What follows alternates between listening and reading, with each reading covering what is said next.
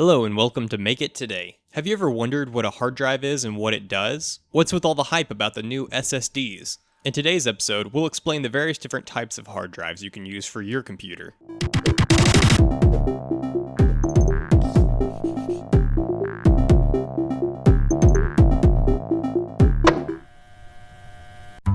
So you're going about your day-to-day life and realize that you've amassed a ton of cat videos. What's the best way for you to store this massive information efficiently? Here's an example of the old type of hard drives. We call them PATA.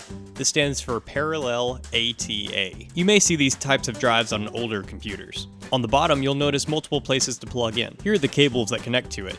We call this one the PATA data cable, or ribbon cable. For power, it uses a standard Molex adapter, and that plugs in right here. Jumping forward in time a little bit, we see the hard drive that's commonly used today, and we call it the SATA drive, or Serial ATA drive. The inputs for this drive are much smaller and don't have pins. Circled in red is the spot for power. Here are the data cables.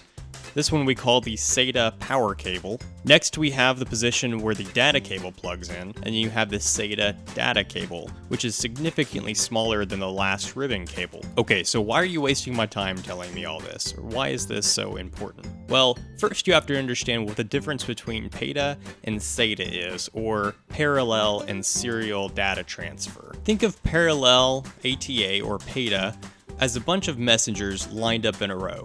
They're all coming together to tell the king an entire message, but in order for them to give him that message, they all have to arrive at the same time.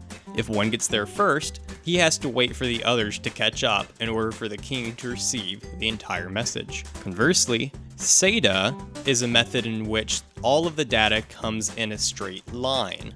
The first character gets to the king first, followed by the second, then the third, and so on with as many characters as needed. No need to wait around for slowpokes to catch up. This results in PATA speed being a max of 16 megabytes per second, dwarfed by today's SATA speeds, which can be a maximum of 600 megabytes per second. Of course, just because I say that's 600 megabytes max, that's the maximum that the method can transfer. Normal hard drives that we use today that are SATA typically can only max out at 175 megabytes, and the one that's in your computer right now probably maxes out at 80 megabytes per second. But we have invented a way to get more use out of that 600 megabyte maximum speed.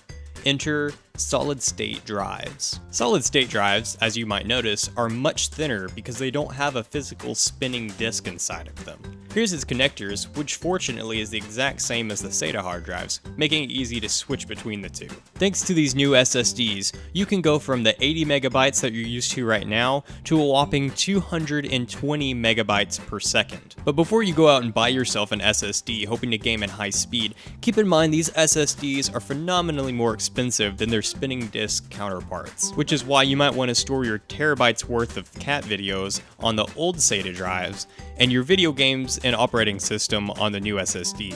So far, we've only covered desktop computer hard drives. There's still laptop hard drives, which can be those with a spinning disk, or solid-state drives, or they can be another type which is called mSATA SSDs, which are much smaller. Then there's smartphones that have an internal memory or a micro SD card that you can add. Then you have cameras and game consoles and every other type of device that needs any type of data storage, big or small.